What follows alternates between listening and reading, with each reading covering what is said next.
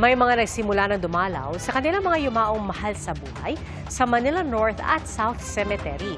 At sa isang public cemetery naman sa Marikina, sinibak sa pwesto at sinampa ng reklamo ang administrator at 5 iba pa matapos umunong iligal na hukayin ang ilang labi. Saksi, si Tina Panganiban Perez. Emosyonal at dismayado si Grace sa kanyang pagdalaw sa puntod ng kanyang ina sa Barangka Public Cemetery sa Marikina. Pagdating kasi niya, wala roon ang labi ng kanyang ina at may nakalibing na ring iba. Sobrang sakit po. Kasi siyempre yung tatay ko hindi ko na nakuha tsaka hindi ko na napupuntahan eh. Tapos ngayon yung mama ko na dito sa malapit na wala pa. Sabi raw ng caretaker kay Grace, kasama ang ina ni Grace sa mga hinukay alinsunod sa ordinansa pero di niya alam kung saan ito dinala. Ang kopya ng ordinansa nakapaskil sa opisina ng administrator ng sementeryo na si Renato Beltran. Nakasaad dito na hanggang 5 taon lang maaaring manatili roon ang mga inilibing. Kung hindi tinanggal ng kaanak ay tatanggalin at ilalagak sa ossuary ng sementeryo. Kanina sako-sako mga buto na tila itinambak lang ang dinatna ng mga tauhan ng Marikina Health Office. Mariin itong kinundena ng Marikina LGU at agad sinibak ang administrator ng sementeryo. Kailangan din ng permit mula sa City Health Office ang paghuhukay ng labi.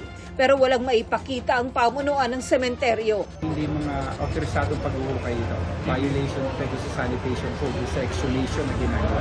Karamihan sa nakita namin, wala pang permit na kinuha. At nung hinukay, hindi inilagay sa tamang lagayan tulad ng ossuary. Nakakagalit, kinukondena natin ito.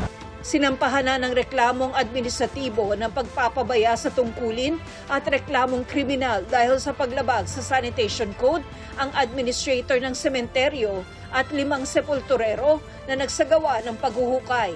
Ayon sa Marikina LGU, posible ring may iba pang nadamay sa tinatawag nilang galawang sindikato.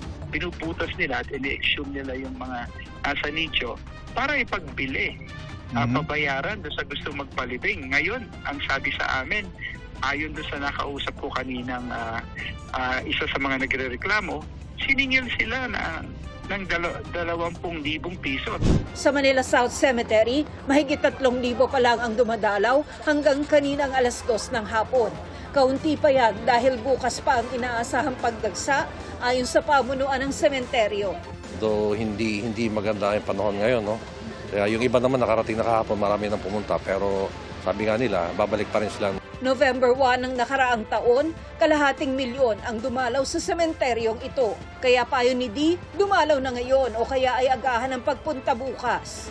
Nagpaalala rin ng Manila South Cemetery na huwag magdala ng mga bawal, mga nakalalasing na inumin, bladed items gaya ng kutsilyo at ice pick, malalakas na sound system at saranggola. Mag-clay go o clean as you go na rin daw, bagamat may mga umiikot namang tauhan ng LGU para maglinis at magkakot ng basura. Bukas ito mula 5 a.m. hanggang 7 p.m.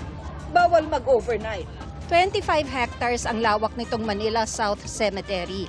Dahil bawal ipasok ang mga sasakyan dito, mahirap ikutin kung maglalakad lang. Kaya merong mga ganitong electric vehicle para sa mga bibisita dito sa sementeryo.